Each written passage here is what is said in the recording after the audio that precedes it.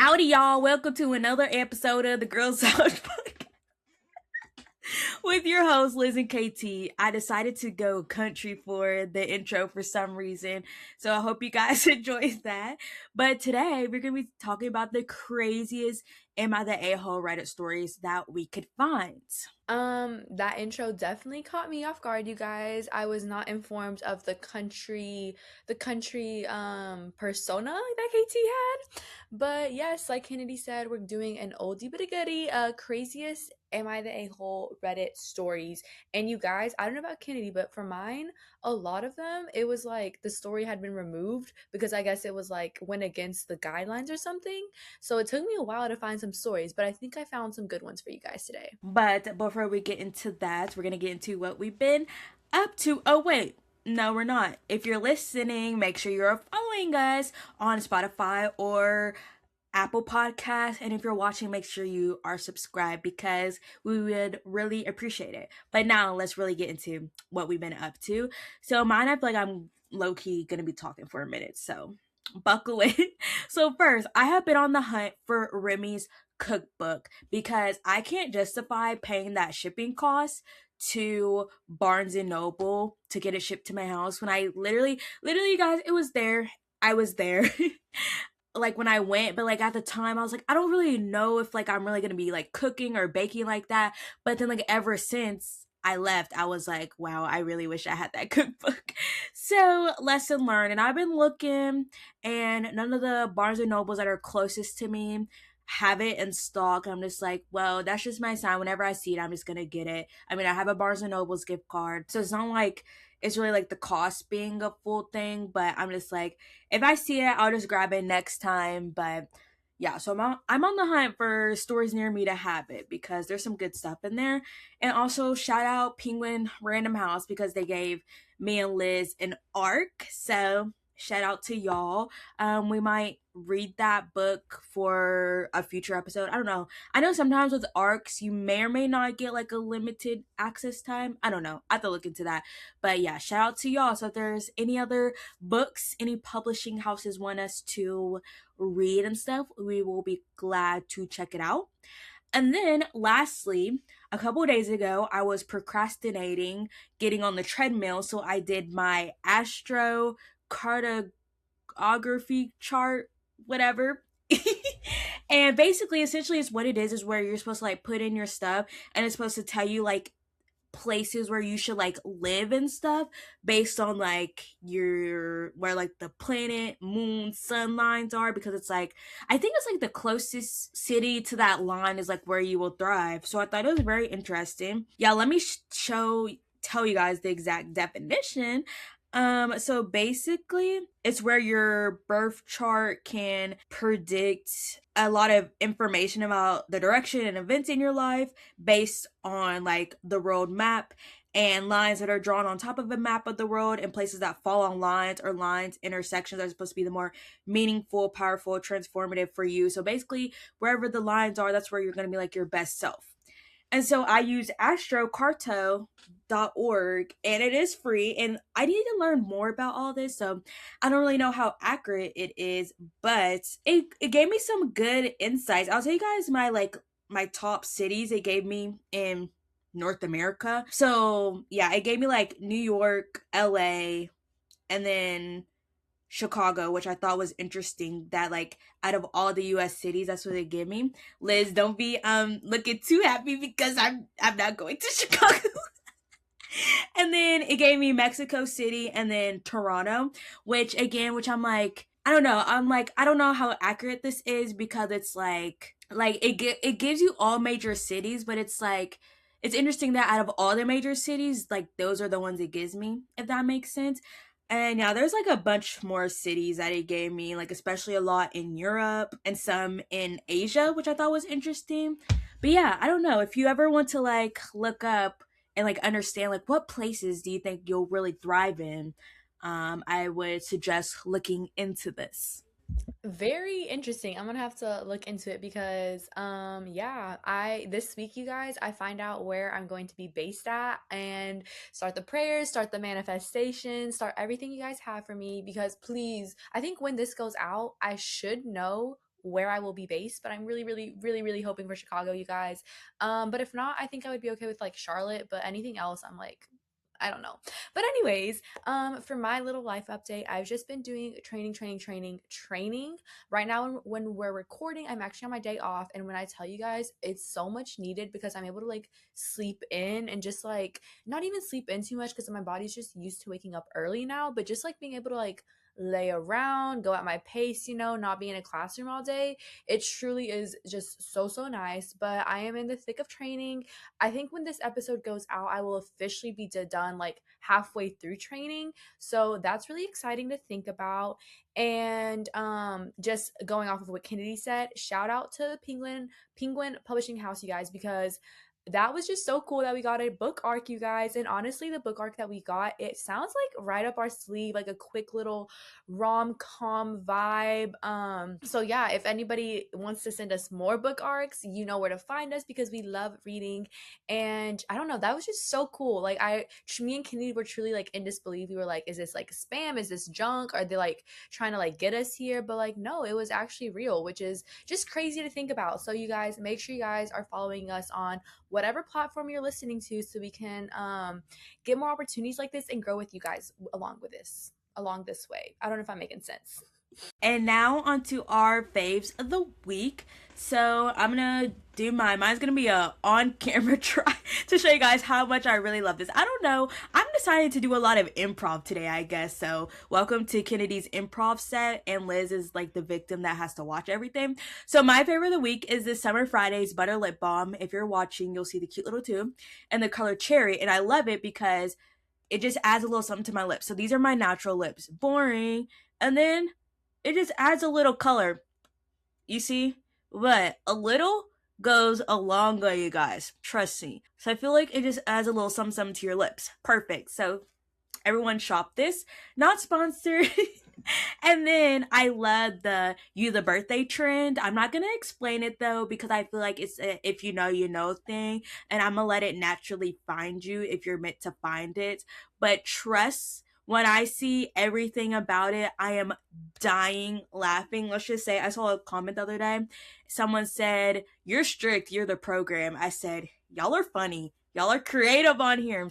So just know that yes, I am in tune with what's going on the internet, and I love that trend. So I'm one of the people that I'm just gonna wait for it to naturally find me. Hopefully, when we're done recording and I go on TikTok, it's just there because I have no idea what Kennedy is talking about. But my favorite of the week is a good pajama set. I think I mentioned this, you guys, in our perfect, like our ideal morning and night routines. But a good PJ set, you guys, truly is life changing. I know, like I feel like every person who wears PJ sets, they used to be like, oh, like I used to wear just like a big oversized t-shirt and like some random bottoms to sleep. And then when I got into PJ sets, it was like life changing. No, you guys, like they're not lying. It really is just like putting on a good little comfy soft PJ set at the end of the day, especially if you're a nighttime shower, like post showering and everything. And I'm like, oh my gosh, like this is actually so perfect. And it's just like, I don't know, it's such like a good feeling. And I really want to get more PJ sets. In an ideal world in the future, I'll own some roller rabbit ones. If you know, you know. And I'm gonna vouch for Elizabeth on this fave because I got these matching PJs from Posh Peanut when I won a giveaway, and they're the best things ever. It just makes you feel so like put together, even though you're just going to bed when you have a matching set. And it just, adds, I feel like matching sets is another one of those things that add a little luxury to your everyday life. And without further ado, you guys, we're gonna go ahead and get into pop culture. And you guys, last week was a dead week, but this week the influencers, they're going at it. So first up, we have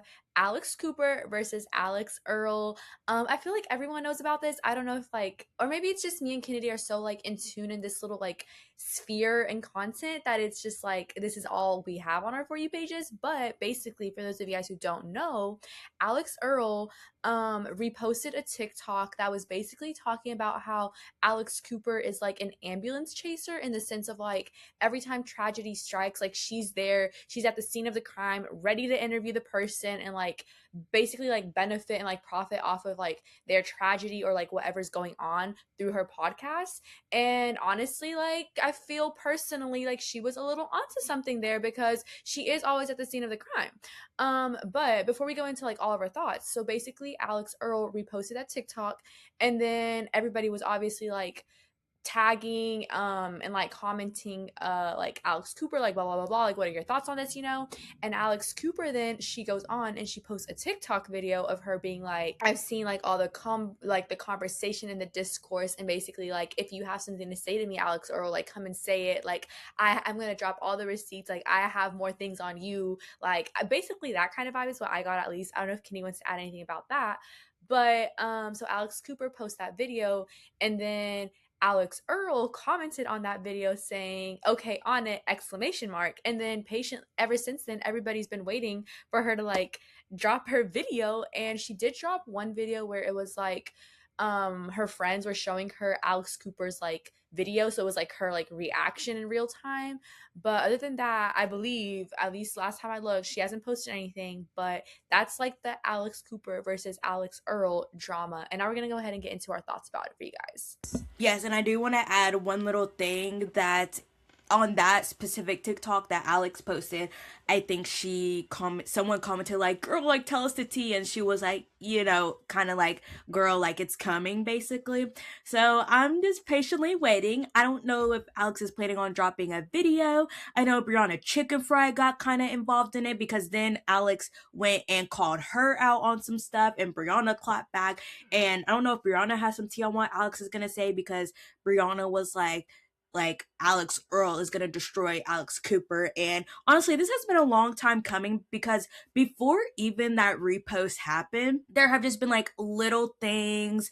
And I feel like the biggest thing to me was, if you guys didn't know this, Claire Holt, H2O Mermaid Girl, she used to date Alix Cooper's husband for a very long time, and Alix Cooper invited like Claire Holt to be part of like her, like, what is it, Meals on Heels or something like that, her charity volunteer work she does for feeding families. Yes, Alix Yeah, Earle. you said Alix Cooper. Okay. Oh, yes, Alix Earle. Like, and she invited her to do those things with her. So, like, that was tea. And just like little, like, shady comments. And then even now, I know Dave has been like, yeah, Alix Earle has said, like, you know, she does not like Alix Cooper, but obviously nothing has come out of it. There's lots of rumors and theories. And I just think, low key, I'm team Alix Earle, of course, but low key, I'm like, low key, Alix Cooper 8 calling her out, because I'm like, selfishly, I want the tea. I've been wanting to know what happened, so I'm like, I'm glad someone threw the first punch so we can like get the tea. But I'm team Alix Earle all the way. I'm a Earle girl, and I know Sophia with an F has a book coming out soon that's gonna detail her side of the call her daddy stuff. So that's just gonna be, I feel like that just adds more flame to the fire. And everyone's like, Sophia with the F, get Alix Earle on your podcast. And I think now everyone's doing a deep dive on just Alix Cooper and how she has been sus from the beginning. But yeah, I don't know, I'm patiently waiting. I just hope like low key it's not something that's gonna be like underwhelming in a sense. Like don't just like drag us all along and then neither of you say anything, because that would be annoying. Like, you're all this spectacle for what, you know what I mean? But I'm sure Alix Earle has to, you know, talk with her publicist, talk with her team, talk about some legal stuff to make sure, like, yo, like, what can I say and what can I not say? But I don't know, we'll see how this all plays out. Yes, like Kennedy said, I am also team Alix Earle. I feel like there was nothing wrong in the repost. I'm not gonna lie. I feel like repost is basically like a Twitter kind of vibe, you know, where it's like you gotta repost, we gotta repost, but it's nothing personal. Like if you take it personal, then it probably was meant for you. But like I don't know, like I feel like reposts are just such like a safe haven of like being able to like post and repost what you want to repost, you know? I don't know, that's my thoughts on the repost thing. But I think Alix Cooper definitely, I don't know, I feel like it was low-key kind of embarrassing for her to go on and on TikTok and just like make a TikTok calling her out before like actually like talking to her. I don't know. I hate when people personally like just bring, I mean, I hate it, but I love it because I love the drama and the tea about it. But for them personally, I'm like, that's embarrassing. Like, why are you going on a TikTok video instead of just like reaching out to this person, you know? I don't know. I feel like that's just like, maybe, I don't know. It's just like, I guess since there's like influencers, it's just like it's what they do or something. But I've never been a call her daddy person. Don't get me wrong though, I do tune in every now and then when she's like interviewing someone that I am intrigued about, or like the Jesse stuff with like the Mormon wives. Like obviously I had to tune in, you know. But yeah, I do think that she is low-key an ambulance chaser because she is always at the scene of the crime, you guys. But I guess, you know, in a way, like she's doing what she gotta do, you know. But at the same time, I'm like, I don't know. But like Kennedy said, this better be worth it. Like it better not be something like so minuscule, or you know, I don't think it's gonna be like a PR stunt type thing.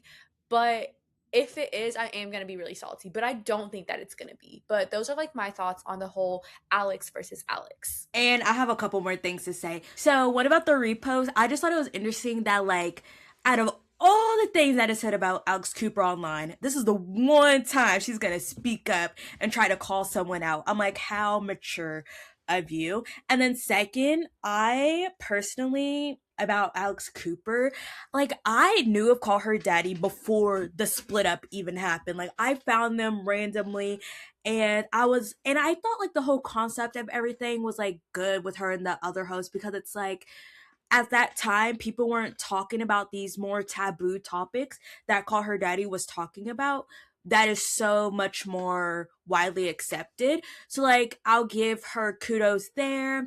And then like I remember I saw the Call Her Daddy stuff happen in real time. So like I remember being like Team Cooper, like A, like Sophia with the F, like how could you let all this go all over for a man, blah blah blah blah. And then, you know, and then Alix obviously shifted her show to interviews, and then I just stopped listening unless it's a guest that I really like, because I realized like, oh, like Alix Cooper is honestly just not a good interviewer.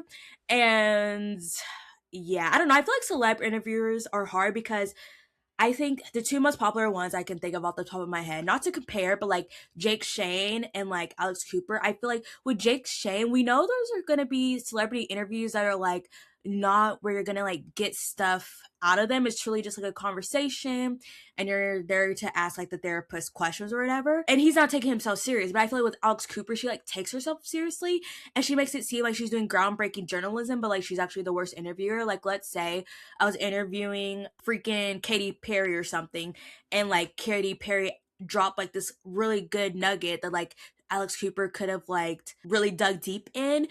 She could have been like, she'll be like, oh, great, amazing, next question. Like her interview is very much like she's just trying to get through the questions, and that's not an enjoyable listen when you're trying to portray to us that you're going to be the interviewer that really gets the good stuff. And she's very like agreeable with the guest. She doesn't push back, which like I kind of get to an extent. But at the same time, if you want to take yourself as a serious journalist, like you need to be able to push back and actually have meaningful conversations. And I know there's like some points where it seems like she kind of pushes kind of uncomfortable topics on guests, and it's like, girl, why would you ask them this when there's so many other things you could talk about? But I'm not gonna sit here and be like, I hate Call Her Daddy, because like I do follow the podcast and I do listen when there's like someone I want to listen to. But at the end of the day, I'm still a Earle girl, and it probably is true that Alix Cooper is a mean girl, and she's chasing the money and the success at the end of the day. And Alix Earle might have just not vibed with that when signing with Unwell and all of that. But yeah, those are my full thoughts. Emphasis on the interviewing thing. I think that's what gets me about it, is like the interviewing, it like Kenny said, it truly is like next question, next question, next question. Like we're getting through like the cards, you know, instead of like having a conversation. I immediately thought of like Jake Shane. I love therapists, you know, because it truly is like a conversation. Like he kind of has like a plan, you know, but then it just like goes off and they're just talking, you know. And then also I thought of like Brittany Broski on Royal Court, you know, like she has like her questions, but then like if they say something, like she like goes a little deeper, like she pushes on it, you know. And it's not just like checking off like a box, you know, which is what I feel like when I've watched Call Her Daddy, is what it feels like, you know, like trying to get those like controversial questions, like that kind of thing, to get like people to jump on the episode. which is tying it all back to like the drama. It does give like the ambulance chaser vibe of it all. But yeah, hopefully, I swear by the time this episode goes out, you guys, there will be like an update to this. And we're not just all still patiently refreshing our pages, like trying to see like what is Alix Earle's like clapback. Okay, I just thought of one more thing, and I swear we will be done talking about this. But back on like the ambulance chaser, I feel like also Alix Cooper tries to like push herself as like this feminist icon in a way. But yet we see how, you know, she had Taylor Frankie Paul on to talk all about being the Bachelorette, all that type of stuff. Yet she had Dakota in her little show that's on YouTube. So it's just like these little things. It's like she tries to act like she cares about you, understands you when she wants you on your show, but then she'll do these other things all in the name of money when you aren't on her show anymore. So that rubbed me the wrong way as well about Alix Cooper. Clock it. And now we're gonna go ahead and get into Coachella Weekend 1, you guys. I swear Coachella Weekend always springs up on us. At least for me, it always springs up on me. I'm like, you know, I don't know. I feel like, especially like if you're in school and stuff, you're like in the thick of your semester and out of nowhere, it's like Coachella Weekend's here, you know. But Coachella Weekend happened specifically. Opening weekend, I guess they had Bieberchella, they had Sabrinachella. Literally everyone and everybody was there. And honestly, I'm not like a huge like Justin Bieber person, but the clips I've seen, you guys, low key, I wish I was there. I'm not gonna lie. Like, yes, he was on his computer, like doing his little thing, but I feel like that was like a clapback to him, like his younger self, you know, in the way is what I've seen. And I specifically loved when he's singing Baby, and it kind of like at first it's like he's like not sure if like the crowd's gonna vibe, you know, like he's like very like, I don't know, it feels like on guard, and then he gives in, and he's singing like his like younger self, and he looks so happy. I don't know, I really like that. And his little shout out to Haley, I thought was really really cute.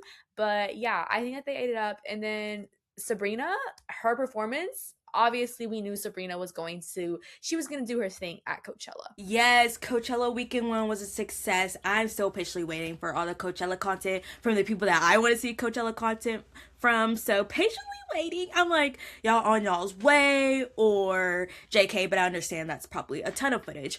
But yeah, Coachella, it really does sneak up on you for real. It's just like, it's the same time every year, but then it's just like, oh, Coachella is here. And I was obsessed with all the content that I personally saw. I know every year there's controversy about influencers. I feel like Coachella, people think it's an influencer fest, but they don't realize that this is a festival that has been going on for years, and that it truly is probably only like 20% of the attendees are actual influencers, and the rest are like regular festival people. But I digress. I feel like TikTok is like just a lot of people who are on TikTok are just now kind of learning about these things, if that makes sense. Like I remember a while ago, I think me and Liz talked about brand trips and how like everyone on TikTok is freaking out about like Tarte brand trips, but it's like, y'all, these have been a thing, you know what I mean? So I feel like it's just kind of that again, like people again are realizing like, oh, this is what people do for Coachella. I'm like, yeah, this is not new. But anyways, I personally enjoyed all the content, and I was so jelly. Performance wise, I'm gonna be so real. The only person I would have loved to see is Sabrina. I can't remember who else was there because I don't know. My mind is blanking. I'm not a big Bieber girl, but I probably would have had fun at his set. I don't know. I know there's controversy over the computer thing, but from what I've seen, it was really only like 20 minutes of his performance when it's literally like what, like probably like 90-minute set. So I'm like, people always find something to complain about. But yeah, a lot of things that I've seen, it just looks so good. Oh, I would have loved to see The Strokes as well. I literally only know one song from them, but I still would have loved to see them in person. And then, ooh, I think Empire of the Sun. Or am I thinking of Lollapalooza? They're going to play it. We are thinking of mixing up the festivals because they're going to perform at Lollapalooza. But anyways, yeah, I think I was most jealous about everyone who got to see Sabrina Carpenter. And now I'm like, wait, I think I need to get concert tickets for whenever she tours her most recent album, Man's Best Friend, because I need to see House Tour live. I love that song. But yeah, it's really good performances from what I've seen. The Weekend 2 content is coming, which I'm excited about. And it makes me wonder, I'm like, the day that I have enough money to go to Coachella, what weekend do I want to go to? Weekend 1 or weekend 2? But we shall see. But yeah, that's all I have to say about that. There was some tea about some celebrities. Allegedly, Jacob Elordi and Kendall Jenner were making out at an after party, and I'm here for this couple. I know a lot of people are making jokes that like Kendall Jenner is so greedy, like she dates everyone's man at their prime, and they made a joke which. I'm the only one that can like laugh at this joke because Elizabeth is a Harry Styles fan, so it might hit personal. But they're like low key Kendall and Harry should run it back, and I'm like, I'm here for this. Like, I love him with Zoe Kravitz, but like, I low key would be here for that. But I know they're just friends. But anyway, so yeah, apparently Jacob Elordi and Kendall Jenner were making out, and like, I'm here for it. Like, do your thing. I mean, her roster is really just like banger after banger. Harry, Devin Booker, Bad Bunny, Jacob Elordi. Like, I'm sorry, she's like, if it's in a competition of dating someone in their prime and Kendall Jenner shows up, just walk out because she's gonna win. So I thought that was some interesting tea, especially because we know we've been seeing like Jacob Elordi and Olivia Jade, or they're always off and on. I know recently he was spotted with someone. So I wonder if Olivia Jade is like seeing this. She's like, yep, done with him. Or if she's like, bye, honey. Never talk to you again. Dang, KT just kept on yapping. Didn't even let me come in, you guys. But on the Jacob Elordi stuff, honestly, I have no opinion on them. I've never really found him attractive, not gonna lie. I don't know. He like looks weird to me personally. But I really have no opinion on them. I will say what Kenny said about Harry Styles, that is a wild hot take, and I will say that is a hot take because yeah, no, I will say she is always going for the most relevant man, and like, you know, like she does her thing, but like, girl, I don't know, I feel like at some point it's like yeah, I don't know, I like am making no sense to you guys right now, but I will say it will be interesting whenever she does like settle down. I wonder like who it's gonna be, like who is, like she's literally had Harry, like Kenny said, she's had Bad Bunny, and now she's got Jacob Elordi. Like who is gonna be the one to like where she's like, okay, this is enough, like I'm settling down with you? Who's gonna make her do that? You know, I feel like that will be like the real tea about that. And then on the performances thing, the only other thing I have to add is that, or two things, on Sabrina's set, Farkle being there. I don't even know his real name, you guys, but I thought that was like iconic, where he like opened in, you know, like the little car thing or whatever. I was like, wow, like that's just like such a full circle moment. And then my other thought was all of the like Hispanic, like Latino performances, you guys, I didn't even realize like how many of them were performing. Like Carol G was there. There's this band called Morat, they were there. Like there was like on the Latino side of it, they did their thing too. I've seen a lot of clips about it. But yeah, and my last thought about everything, for like if we ever, you know, win, because we're manifesting it, when we get invited to Coachella, I'm like, I feel like weekend 1 would be good, like invite, like if a brand wants to send us out, and then weekend 2 it would be like, okay, like if I'm the one paying, I feel like I would pay for weekend 2, just because I feel like weekend 1 is like so overhyped, I don't know, in a way, like everybody is there. So I feel like weekend 2 you would have like a little more like mobility or something. And also I think Stagecoach would be fun, and I said that last year, but I think Stagecoach would be a vibe, not gonna lie. Yes, and Elizabeth, while she was talking, just reminded me of another performance. Sway Libra? Oh, yo, I would have been in that crowd acting a Julio off the Don Julio. Like, I would have heard the first little beats of swang. Girl, y'all would have had to drag me out that festival because I would not want to leave. Like, I'm so jealous of everyone who got to experience that. Like, I have chills. I have chills talking about it. I had chills watching all the videos. I think that was like some of the most FOMO I've ever had. I wonder if he's performing at weekend 2. I assume so, but I'm so jealous of that. So like that's another performance. I'm like, you guys, I should have been dancing in 2020. I kept all the dances in my drafts. I should have posted them. But yeah, and then on the topic of like weekend 1 versus weekend 2, I think weekend 1 is like also because it's the first weekend, everyone's excited. So it's like that's like why it's the most crowded. And then like I feel like it's rare that most people go back to back. I mean, I personally wouldn't mind going back to back. Cause I don't know, I just feel like you have the week to rejuvenate, then it's like we're back at it again. But yeah, so Coachella, we're not gonna sit here and beg, but just know we would be open to the opportunity to go. Love you. And by open, it would be like an immediate yes or must. But with that, we're gonna go ahead and get into what we're watching. So for me, you guys, I've just been watching like in my free time some YouTube here and then because it truly, YouTube is my favorite social media platform in the sense of like I just go, just sit, pick my favorite video and watch it for like an hour, like 30 minutes and everything, and I don't have to think. And that is everything I need. So I've been watching a lot of YouTube and I'm hoping to start one of KT's shows that she's going to talk about once I get back on my little Netflix household because I got booted, so I need my mom to send me that code. And if you want to know Elizabeth's favorite YouTuber, it's me. Go subscribe. JK. No, but actually, y'all, I'm not over here. I am a fan. I am always like I'm one of the top 3 views on KT's YouTube videos. So make sure you guys go follow her. And she's been doing like long form content, like 30-minute vlogs, like say less.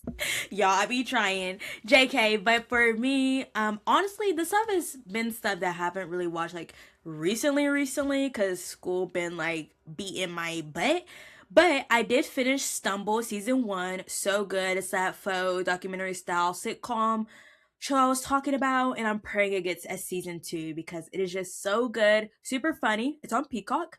And then I watched Something Very Bad Is Gonna Happen with Adam DeMarco and Camilla Monrone, and the last episode was insane. And that show made me follow both of them on Instagram. I'm like, I have to follow you guys because you guys are perfection.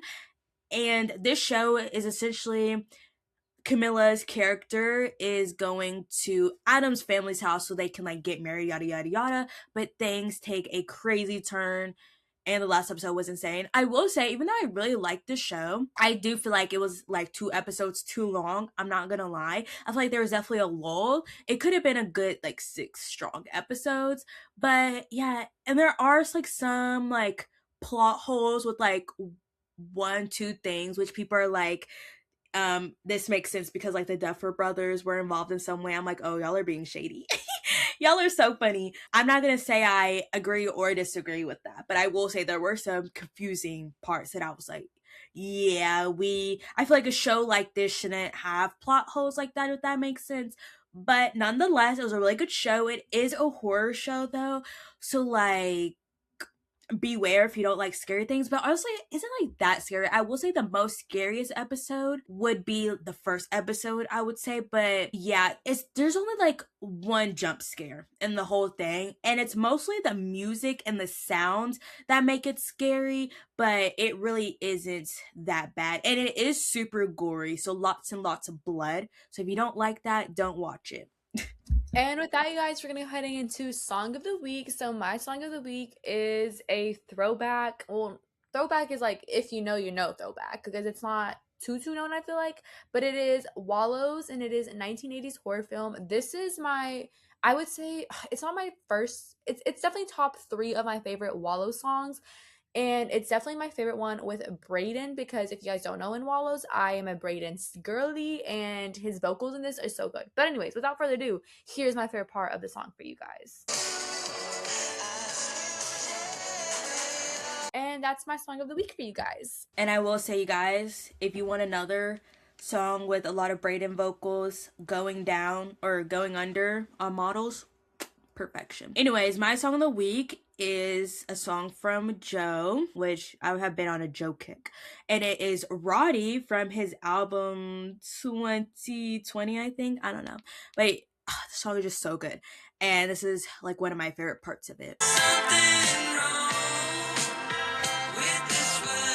Like, his voice in this song is insane. It's just so good, and just like the lyrics of the song are so good. It's super vibey, and I really love it. So you guys go listen to this song.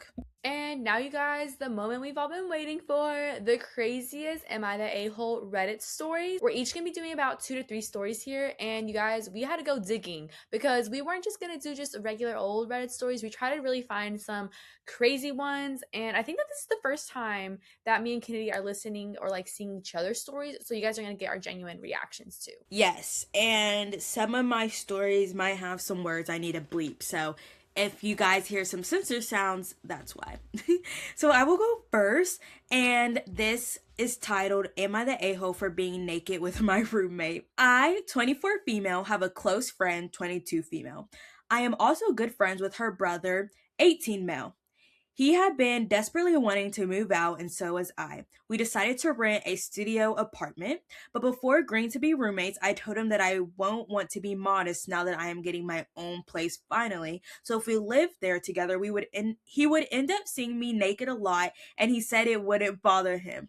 We won't do anything sexual to each other because we are roommates and because of my friendship with his sister. Me and him have been living together for 3 months now. We see each other naked multiple times a day. We walk around and lounge around and sleep in different states of undress, and will both be naked getting ready in our bathroom at the same time off. I will admit a few times we have made sexual comments to each other.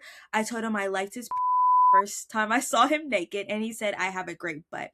But we now know not to cross the line farther than the occasional comment like that. We are now super comfortable with each other. His sister stayed the night with us. His sister has seen me naked a bunch of times before.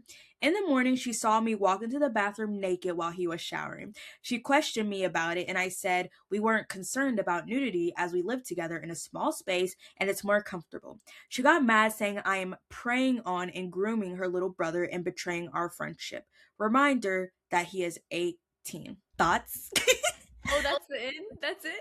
I think that's definitely interesting. I don't think they're necessarily like being an a-hole, but I will say that it's like weird. It's really, really, really weird, you guys.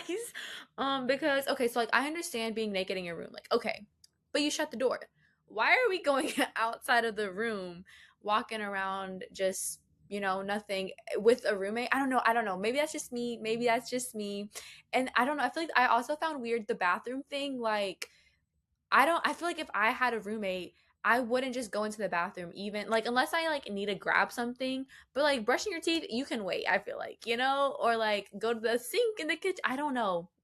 I don't know, you guys. I feel like if anyone is coming to spend the night, I would maybe like not do that. Not maybe. I wouldn't do that. If you're having her come spend the night, why are you guys just like still walking around, completely naked, nothing on? This is just really, really, really weird, you guys. I personally would never, but yeah, wow. I'm just really like, wow. I will give my thoughts and then I'll get into what the people on Reddit are speaking, what their truth is about this story. But I think this is so weird, especially because it's a studio apartment. So it's already a super small space. And I assume they're either maybe sleeping in the same bed or just at least in the same area. And I just think it's very weird, especially because like this is your best friend's little brother. Like, sis, you are almost 25 and he's 18. He's like a literal baby. Like like I don't know. I just always like, now that I'm older, I'm 22, and I just like can't imagine someone like 18, 19 just like, I don't know, they seem like little babies. I'm like, you guys have so much. Like, you have so much life to live. And I'm just like, I just couldn't imagine being this comfortable, like being completely naked around someone that young. And it's like kind of weird and strange. And I do think the friend is correct. Like, it is kind of seem like you're being a predator in a sense. And it's just like, why do you have to be naked though? Like, why is this like a hill you're gonna die on? I don't know, it's very weird. But the subreddit did deem her the a-hole. And the top comment says, I told him I liked his first time I saw him naked. Like, she quoted that what OP said, and she said, no, there's nothing inappropriate going on here with the barely legal brother of your BFF. You're the a-hole. And then someone said, you're the a-hole for pretending like this arrangement isn't crossing any lines. While legal, I think that a 6-year age gap is creepy when the younger person is only 18. You know where this is headed. You set it up this way. Don't pretend that you didn't. Your friend is right. You did groom him. And then the last comment I'll read says, you're the a-hole. This is predatory. Not to be that person, but can you imagine how much harsher the comments would be if this was a 24 male telling an 18 female who was desperate to move out of her home that, hey, you should totally live with me. I'm just going to be naked sometimes because it's my place too, and you need to deal with it if you want to be here. Like, LOL, what?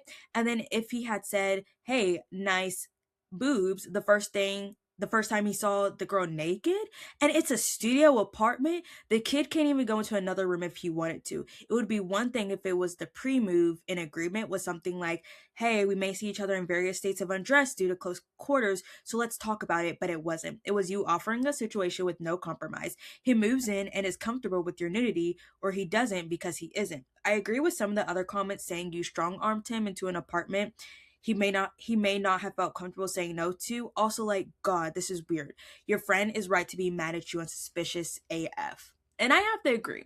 If I had a little brother and one of my friends was doing that, I would cut the friend off. Or actually, I don't know if I would cut them out bad, but like, girl, you're super weird. Like, if this doesn't change, you're getting cut off. And my little brother's moving out. Yeah, I lost the part about it being a studio apartment, which makes it even a million times worse. I thought this whole time it was like, you each have your own bedrooms, but studio, at that point, I'm like, why do you even have a roommate? Like, I feel like if you're gonna have a roommate in a studio apartment, then at that point, like, get a bigger apartment so you can, like, split the rent, Like, I don't know. Like, even with my best friends, I wouldn't want to live in a studio apartment. Like, you still need your space. That was just, yeah, that was really weird. And it's not necessarily giving like a-hole, like asshole, like energy. It's just weird. Like, it's mad weird is what it is. Yeah, that's my final verdict. And then my first one for Kennedy, or for you guys, I guess, too, the listeners, is titled, Am I the a-hole for throwing away my girlfriend's umbilical cord? This is from the user Smelly Ugly Pouch. And like I said, it's titled, Am I the a-hole for throwing away my girlfriend's umbilical cord? Throwaway because her brother knows my Reddit. Hi, my 34. Wait, what? Hold on, you guys. This grammar. Are they saying that they are 34? I think, yeah. They meant to say I. Okay. Okay. Hi, I'm 34 male. My girlfriend is 21 female of 2 years, is Native American, and had this small beaten up leather pouch. It was about the size of a golf ball, and it was beaded, but there were beads missing and thread exposed, and the leather was stained and greasy with something. It was supposed to look like a turtle or a lizard or something, but it was so beaten that it was hard to tell. The thing absolutely stunk. We had it in a box of keepsakes along with our photos and other things, and it made the box have a musty smell. Imagine my horror when I asked her what the thing was, and she told me it was her umbilical cord. It grossed me out, and I thought she was joking, so I laughed. She looked upset, so I asked if she was serious. She was. I asked her why she had it, and she told me it was her people's cultural practice to stop you from searching for things or something, among other things. I thought the sentiment was nice, but it stunk and was hideous. I understand that some people keep teeth and that sort of thing, but teeth don't stink, and teeth aren't kept in a strange little pouch. The whole thing skeezed me out, so I put it back and left it alone. But 2 weeks ago, when she was sleeping, I was going through our things and wanted to scan an old photo. I opened our keepsake box, and the wave of musty air hit me. I couldn't take it anymore, so I hid the thing in a box in the basement. We went through our photos and things together. It was a lovely night. We did it over wine, and she didn't even acknowledge that it was missing. I even asked her if she noticed anything gone from our stuff. She said she didn't and laughed. So yesterday, I decided to get rid of it and put it in the trash. It went, and I could breathe a sigh of relief knowing my girlfriend's actual entire mummified umbilical cord was where it should have been to begin with. But today her mom called and told her that she was willing to remake the pouch for her if she sent it. Oops. She proceeded to tear apart our room looking for it, sobbing hysterically and not listening to any kind of reason. I'll admit I felt bad. Maybe I should have just left it alone, but why keep such a thing? I came clean and told her that I threw it away because I thought she wouldn't notice. She started screaming at me and said that it wasn't my right to throw away her things. I reminded her of when she threw my favorite shirt away just because it had a hole and grease stain. She told me it wasn't the same thing, but isn't it? They were both items kept purely out of sentimentality. At least my shirt wasn't making our photos smell musty. She was suddenly calm, and I thought she was willing to talk about it, but she started packing her stuff. I begged her to stay, but she took her car and stuff and left. I don't know where she went or if she'll be back, but I'm so devastated. It was such a small and dumb thing to split us up over, but I do regret it. Am I the a-hole? You guys, respectfully, he is the a-hole, and I would have broken up with him too. Like, that is so rude because especially because the whole like cultural aspect of it is like, okay, you might think it's weird, blah blah blah, but like honestly, I don't think it's that weird that she, like, in the first place, even if someone who wasn't Native American or whatever didn't have, like, if they had an umbilical cord, like they still have it, I honestly wouldn't think it's that weird because people do keep stuff like that. But like the added like cultural aspect to it, it's like, sir, that should have been enough. And like I get if it smells, but so just keep it in the basement then. Like you had it in the first place and just tell her like, hey, I'm moving it to the basement. You know, it smells. I don't want all of our pictures to smell, blah, blah, blah. Like instead of like testing her too, being like, oh, like, do you even notice something is missing? Like that's so weird. And I don't know, it's just like that is, it's not yours. So stop touching it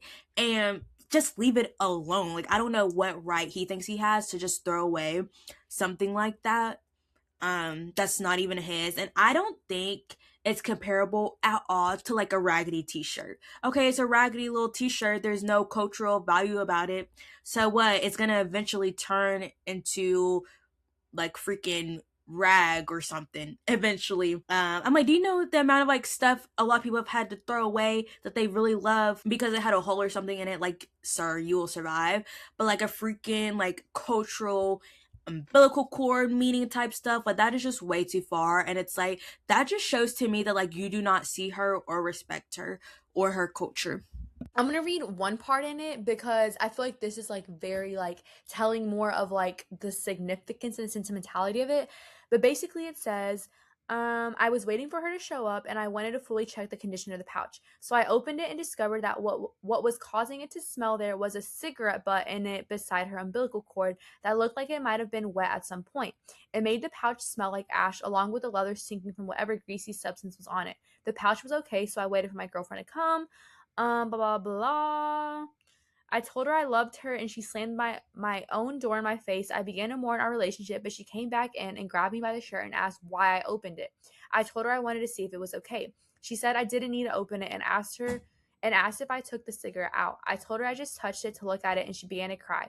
She told me she was keeping that since her father committed suicide because it was the last thing he touched. She grabbed me again and I thought she was going to hit me, but she just went to our room presumably to see if she got all her stuff. Then she told me not to contact her again. And then it continues. So I guess that adds into like why it was also like very sentimental, was like the whole like the what was inside the pouch and everything. Again, he is the a-hole, and why didn't he talk to her about it? I agree. I have no notes. I'm glad she stood on business, and I hope he learns in the future, leave other people's stuff alone, and if you have questions, ask. If you want to do something, ask, because it's not yours. Like, didn't we not all learn that when we were little? Don't touch other people's stuff. And the consensus on the thread is he is the a-hole. I don't see a single comment or like post or anything saying that he's not. And yeah, that's the whole post for you guys. Just crazy story. My next story is called Am I the A-hole for not babysitting for my sister-in-law anymore after she called the police on me? Dun dun dun. So it starts. My sister-in-law and I have an agreement. She watches my kids 3 days a week and I watch hers 3 days a week. This agreement has stood since March 2020 without issues. Any changes have been discussed weeks in advance. A couple weeks ago, we had an argument. The next day, I brought my kids to her house, dropped them off, and left. I didn't speak to my sister-in-law because when one of us is in a rush, like I was, it's standard for us to just let the kids out, stay in the car, and drive off when you see the door open. I drove to work about 40 minutes away. When I got there, I had about 20 missed calls and even more texts, all from my sister-in-law, all saying she didn't want to watch the kids given our argument. Her first text arrived a little before I got to her place, but I didn't see it until I got to work because my phone is always on silent when I drive. I rang her, said I'll arrange to work from home, then come get the kids. She said I have 45 minutes to get back to her place or she would call the police. I told my supervisor the situation and she said I could leave after I did a few things. This delayed me 20 minutes. When I got back to my sister-in-law's just over an hour later, she said she'd already called the police when the 45 minutes ran out. I then had to stick around long enough to tell the officer that I didn't abandon my children. There's just a communication issue. Sister-in-law and I had another shouting match later over this. I arranged other childcare for my kids and I've been mostly ignoring her since. However, she reached out and apologized and has asked if I'd be willing to go back to the old childcare arrangement. I've told her to go F herself. I work with kids. If I got child abandonment on my record, I would never work in my field again. What she knew, and her calling the police was a massive overreaction. So if she needs a babysitter, she can go whistle for all I care. She said that if I checked my phone, talked to her that morning, or came back when I was supposed to, she would not have needed to call the police. And I did this to myself as she gave me a warning with that first text, and I could have checked my phone or spoken to her directly when I got to her place, all of which she says she would have done if she were in my position, given that we'd argued the night before. I've told her that if she thinks I'm babysitting for her, she's effing delusional and she's on her own. Because of my refusal, it's looking like she may have to quit her job because my brother and her would pay more for a babysitter than they would earn from her working. My mother and brother have both called me an a-hole because there were no consequences to her calling the police, and that while she overreacted, she apologized. So if I really forgive her, I'll let us move on. This income loss would also mean that she, my brother, and my niece and nephew might need to move somewhere cheaper, that my brother might have to take on extra hours at work, and in an extreme scenario, they may even be completely unable to live independently, meaning they'd have to move in with her parents who live several hours away. Am I the a-hole? No, no, no, no, no, no, no, no, no, no, no. If anything, she cut off in negative energy because what the heck? It was for me her calling the cops. That is a crazy like escalation. Like she could have just like I don't know, taking the kids to her mother-in-law's like something else if she truly didn't want to watch the kids. But calling the cops is a crazy escalation because that's something that can be like on your record. Like it really could have been on her record and it would have been more detrimental to her, and it's just because she didn't, if in this argument she should have said I'm not watching your kids anymore and then problem solved, but she didn't, like they just kind of continued like normal. And okay, like the mom and the brother blaming her. Yeah, so okay, so then why isn't the mom watching the kids? Why isn't someone else watching these kids? Why is it automatically her responsibility? And like if you want to have kids, you should be ready to know it's going to cost money. So like that is just actual insane behavior for them to be blaming OP about it. That yeah, if anything, OP, I hope that you're doing fine, you're thriving, and you're not watching those kids because that is not your responsibility to do. That was actually insane calling the cops. Yeah, that was one of the most extreme escalations ever over an argument. I'm like, what even was the argument over that you're like, I'm not watching your kids anymore? Like, that's just so rude. And I'm like, you guys can have your feelings, but don't let any of your actions affect the kids. Cause I'm sure, like, maybe like the kids seeing the cops and stuff could have been like kind of like traumatizing or like scary for them. And it's like, you're like weaponizing the police in a way, thinking like they're on your payroll, gonna just arrest whoever you want them to arrest. Like, no. And it's just so like extra to be like, you have 45 minutes or I'm calling the police. Like, God forbid a girl needs to like get her life together. And I hate that she was like, well, if you just checked your phone, okay, but she's a busy mom, just like you, has to go to work. God forbid she's not looking at her phone just waiting for a text from you. Like sis has her own life, and I'm glad that OP is standing on business and being like, you're freaking delusional if you think I'm ever gonna watch your kids again. And like, and I think OP's brother and the sister-in-law, they're realizing there are consequences. There are consequences to your actions. If y'all didn't want to have to like worry about like all this financial stuff, then the sister-in-law shouldn't have called the cops in the first place. Like that was just a major overreaction. And so entitled of the sister-in-law as well. And also, like, on the argument thing, like, okay, you guys argued, but, like, it could have been like, okay, this is the last time I'm gonna take care of your kids, and then that's it. Because if this argument was the night before, like, there's no way they're gonna find a babysitter to take the kids in a couple hours, like, that's just, like, crazy of, not OP, but the sister-in-law to do, like, to expect her to just, like, automatically have like a backup plan when you guys have been doing this for years, yeah, it was just like and honestly, the family, they're showing their toxic sides and taking the sister-in-law's side in all of this when she's the one who called the cops. Like, that is actually insane behavior. Yes, and then Reddit knows what's up because they deemed OP not to be the a-hole. The first comment says, not the a-hole. The only delusional person here is sister-in-law who calls the police on an essential worker out of spite. Let her struggle to find childcare or lose her job. You could have easily lost yours. And then OP did respond and said, in the name of full disclosure, I'm not exactly an essential worker, but my service has remained open and I need to get into my workplace a few days a week to get confidential documents, among other things. But it's like, whether or not you're an essential worker or not, I feel like most places are not going to take a child abandonment charge or anything like that on your record lightly. So it's like the sister-in-law really could have messed things up. Another comment says, not the a-hole, don't let her reel you back in. She still blames you for her calling the police, which means she isn't sorry and would do it again. Her losing you as a babysitter is a consequence of her actions. But yeah, I think that is kind of crazy though. Like how's she gonna be mad at you because she had to call the police on you? But it's like, girl, no one told you had to call the police. That was just very extreme and weird. She is obviously very bored in her life, I guess. And my next story for you guys is from the user AOLProfessional181, and it is titled, Am I the a-hole for refusing to take off my engagement ring during a wedding? Throwaway account and using mobile disclaimers. I'm meant to be attending the wedding of Tilly and Peter next month. They are friends of my fiance, and we have hung out plenty of times over the past few years. They got engaged around 18 months ago, and we got engaged 3 months ago. My engagement ring stone is a light blue sapphire, and photographs, however, it looks a lot darker, which is relevant.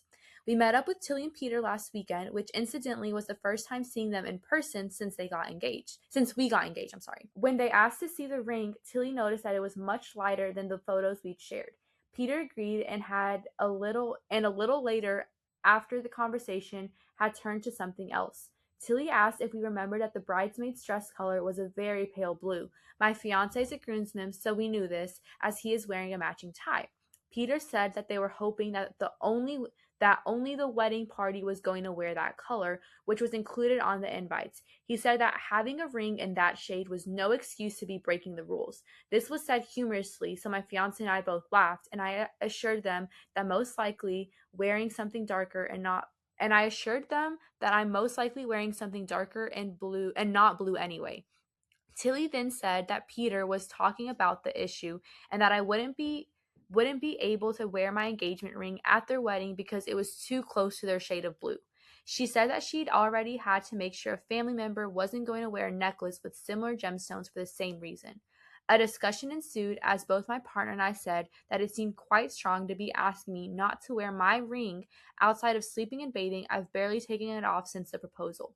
Tilly and Peter were insistent that I would be creating drama by wearing it, and if anything, it suggested that I was trying to steal focus away from them in the wedding party. I made it clear that I had zero intention of doing that, but also that the ring was not going to retract from a bride and groom at the end of the aisle. At one point, my partner was even accused of proposing to me as a way of taking more attention from them during their wedding timeline. We got engaged on our 7-year anniversary during the middle of a once-in-a-lifetime holiday, so I'm sure it was not just to detract from his friends getting married.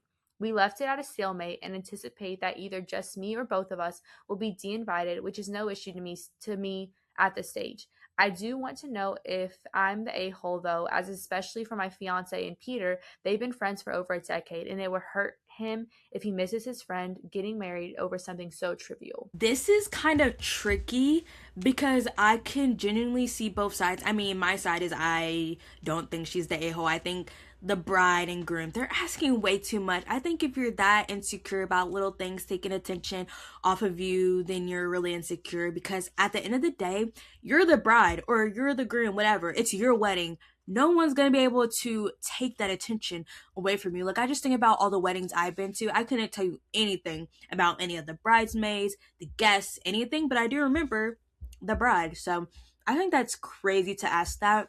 And it seems like very Bridezilla-ish. And especially if she, has had this problem with another family member. It's just not that serious. But I can understand just being like, you know what? Let's just do it so, my fiance can just go to his best friend of a decade's wedding. Like, it's not that serious, but I think it's just, so extra. to ask someone to like not wear an engagement ring. Like I promise you no one is going to pay attention to that engagement ring. Yeah, and I could understand like a necklace, especially if it's like a statement necklace, like okay. But like even then, that is just so extra. Like I understand like having outfits, that you want to like not clash with the wedding party. And like, okay, like, if you're about that, then like, okay, like the outfit could like take not attention away even then, but it could like distract, like you could be like, oh, like, are you part of the wedding party? And like, they're not part of the wedding party. But a ring, I would show up with my ring. I'm not lying. I would show up with my ring because nobody's going to notice the tiny ring on your finger compared to the wedding party at the end of the aisle. And if someone were to notice, they're going to be like, oh, like that's so nice. Like it's a cute ring. But only the person that is in close proximity to you is going to notice, like not like the front of the wedding is not going to notice the ring that she is wearing because she's at the back of the wedding. Like that is just not, there's no correlation between that. And that is so extra. Like Kennedy said, it just means that you're insecure about your wedding. Like if you're insecure about it, just say that. Because yeah, I would show up with my ring on my finger and I would make sure that it is showing in all those photos, because that is actually insane behavior. That is bridezilla to a different level of bridezilla. That part, being the pictures posing like this with the hand. I feel like the bride thinks everyone's gonna see that ring and be like, oh my gosh, this ring is so much better than this actual wedding. Like, no, girl. I don't know. It's very weird. But yeah, I'm interested to see what people on Reddit are saying about this. And I will add, before I go into like the comments underneath the post and everything, that also them like bringing it back to to her boyfriend and being like, he proposed to you like to upstage our wedding and everything. Like, why do you think you're the center of attention? Because him proposing has nothing to do with you guys. Like at that point, it's like you're probably in the age where people are getting engaged, and like that's what's next. And they've literally been together for 7 years. Like, I don't know when you expected him to propose. Like that just because you get engaged doesn't mean no one in your close sphere can do anything wedding related. That is just a crazy level. But I'll read a couple of the comments because some of them are really funny. So someone said, goodness, I hope no one with blue eyes attends, not the a-hole. Worrying about something as small as a ring is ridiculous. Let's see. Someone said, not the a-hole.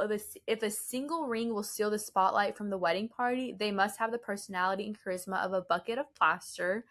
And someone says, what's she going to do if the sky happens to be close to that particular shade of blue? Tell God to change it. No one is going to be looking at guest hands during a wedding. And yeah, those comments basically summarize everything, you guys. Yeah, I agree. I think those comments sum up my thoughts. They ate. Cause yeah, I hope it's freaking storming the day of their wedding. At that point, I guess that's what they want, because the blue sky is gonna clash with the wedding party. And with that, you guys, we're just gonna go ahead and end the episode right here. Those were our craziest Reddit stories, and I truly do think these were the craziest ones that we've done on the podcast before. But make sure you guys are following us on all of our social medias. We have TikTok, we have Instagram. Make sure you guys are following us on whatever platform you're listening on. Even if you're a YouTube listener, check us out on Spotify and Apple Music for when you're driving. No watching videos while you're driving. We're just looking out for you guys. But comment down below if you made it this far in the episode. What should I comment? Comment down below the craziest emoji you think there is. Yeah. What emoji summarizes your thoughts to these Reddit stories, you guys? But yeah, thank you guys so much for listening, and we'll see you guys next week. Bye. And also, you can comment on Spotify.